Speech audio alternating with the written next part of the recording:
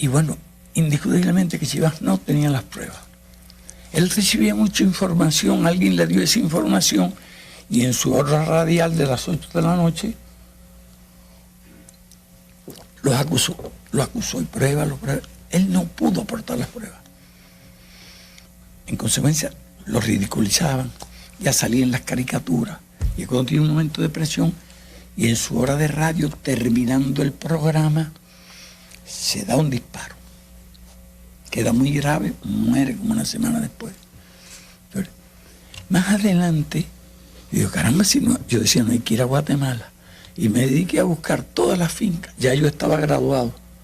En los registros de propiedad y en las notarías me puse a buscar todas las pruebas de todas las fincas y todos los negocios que esta gente había hecho.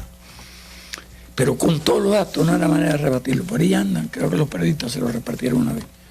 Y el día del golpe, que es la madrugada del domingo para el lunes, salía el cuarto artículo, en que tenía todos los datos de cómo Prío y Paco Prío y toda aquella gente habían comprado las tierras que están donde hoy está la Plaza de la Revolución. Por ahí está el barrio de La Pelusa. Miles de gente me fueron a buscar un día para que yo lo defendiera. Y yo lo defendía. Llegué al Ministerio de Obras Públicas, en el momento que iban a firmar ya le iban a dar como 50 pesos. Nadie firmó. Y empezó una lucha. Eso se interrumpe con el golpe del 10 de marzo.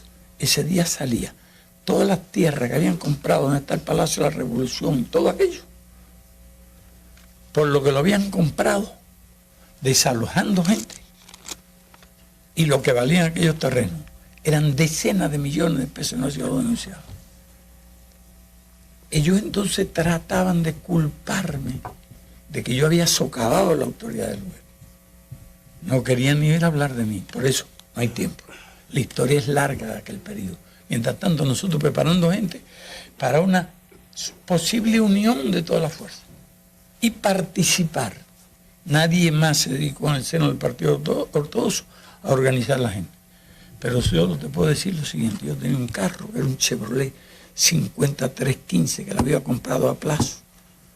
Y bueno, que rato me lo ocupaba porque estaba retrasado en el pago.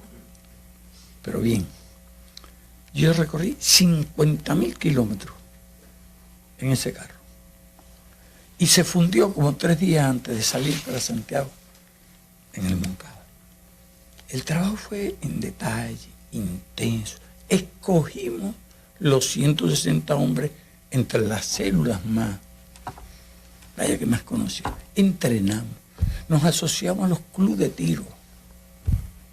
Hacíamos práctica del tiro con aquellas escopetas de platillos. Las escopetas llevan balines, 9 balines. Terrible para la lucha de cerca, mejor que una ametralladora. No estaban recortadas y las compramos todos en las armerías. Preparamos gente para que compraran armas. Otro que se presentaba como un burgués allí en los campos de tiros. Otros lugares que ensayábamos con fusil ya eran lugares que escogíamos con los compañeros del movimiento. Muchas actividades, pero casi toda la atención del gobierno se consagraba en los auténticos. En Aureliano, que entraba y salía, tenían muchas armas y tenían los recursos y tenían los fondos. Y nosotros pudimos trabajar normalmente, en plena legalidad, y organizar eso. Logramos la sorpresa total. Ese era. El plan, a mi juicio, era perfecto. A mi juicio. Si hoy tuviéramos que hacer eso otra vez, harían exactamente el mismo plan. El factor, tú lo mencionaste, el de la posta cosaca fue el elemento fatal. Y esa posta, tú dices por el perímetro, no, esa posta se movía desde la calle esa donde se dobla, ¿cuál es? La calle. No, hombre, la avenida. Garzón. De Garzón, para doblar. Ella, eran carnavales. De esa posta no teníamos noticias. Y habíamos observado bien todos, que coincidió con el carnaval. Coincidió. O de cierta forma lo hicimos coincidir, la fecha que escogimos, en que viajaba mucha gente para allá. Nada tenía de extraño cómo hicimos el viaje. Eso sería otra larga historia. Entonces era la fecha adecuada, pero creo que el carnaval fue el origen de la posta cosaca, con la cual no contábamos. Tú explicaste, te escuché lo que pasó con el grupo aquello. Eso no eran 10 combatientes de nuestro movimiento. Realmente fueron unos invitados. Porque no quiero mencionar de dónde vienen. La universidad tenía muy buenos y excelentes combatientes. Tenía a José Antonio y otros muchos más que se batían con la policía y con todo el mundo, con un valor extraordinario. Pero había algunos, bueno, que eran al parecer muy valientes, siempre estaban hablando. Ese grupo que llevamos, ese grupo fue el que se arrepintió. No eran realmente la gente reclutada y entrenada por nosotros. Era un cierto compromiso que existía, ya que nosotros entrenamos la gente toda, Salón de los Mártires, los 1200, y los entrenó Pedro Miré, que fue la primera captación que hicimos, muy valiosa porque el que estaba encargado con un fusil Springfield, un M1 y una ametralladora Thompson. Por ahí pasaron los 1200. Sí, entrenamiento en seco. Lo captamos porque era un estudiante. Entusiasta, se entusiasmó que yo, que la gente más disciplinada, la que iba allí. Había más de 30 grupos. Cuando nosotros decidimos hacer ya por nuestra cuenta un plan, cuando llegamos a la conclusión de que nadie haría nada. El último caso fue el de Bárcena, que tenía algunas conexiones en Colombia.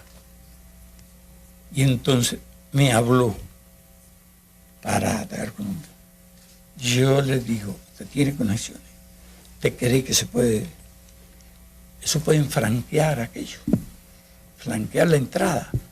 Dice, sí, lo tengo. Entonces le sugiero lo siguiente: no hable de esto absolutamente con nadie, porque nosotros tenemos todos los hombres para hacer esa operación. Entonces, a los 3 días había hablado como con 30 o 40 grupos, esa es la verdad. Yo no sé si tendrá familiares, no trato de decir nada para restarle, pero eso era su método. Habló con todos los grupos y había gente que pertenecía a 3 o 4 grupos diferentes. Había gente que estaba en varios grupos. La gente nuestra estaba bien organizada. Un elemento fundamental: los jefes no lo conocían a nadie. Tuvimos problemas con algunos conocidos, delataron, se debilitaron. Tuvimos que aprender a conspirar.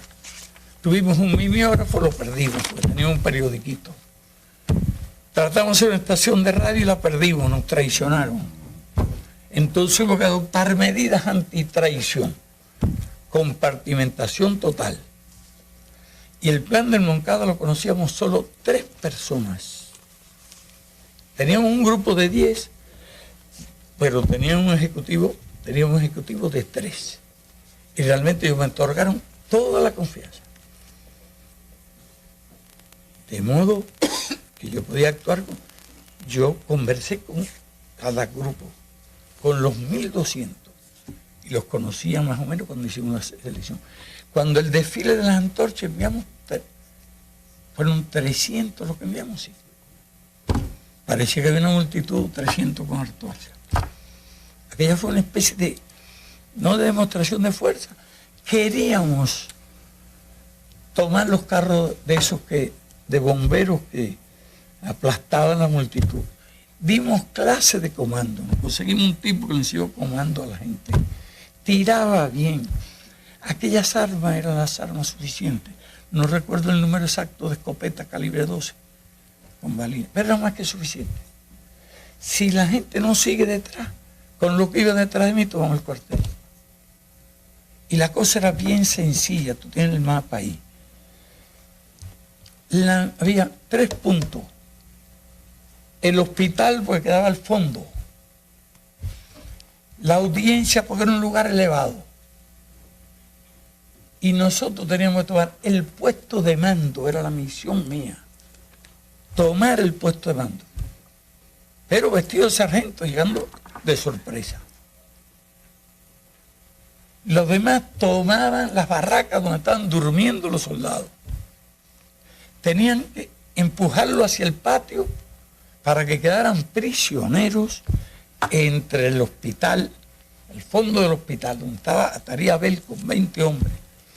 El grupo de Raúl que estaba en el Palacio de Justicia y el grupo mío.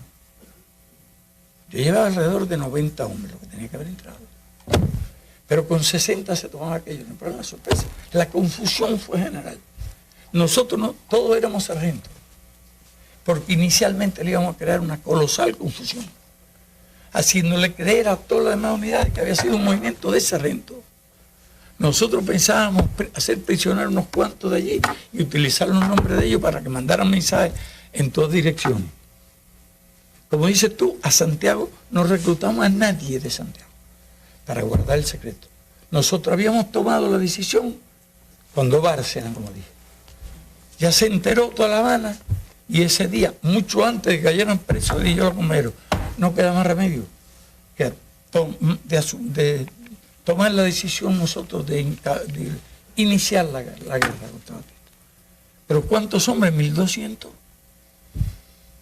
Buscamos con millones de trabajos las armas y pudimos hacer lo que hicimos. Yo era el único profesional, porque Abel y Montané me sostenían.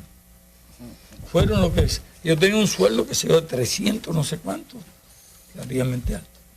Me pagaban los gastos. Yo fui el primer profesional revolucionario. Uno.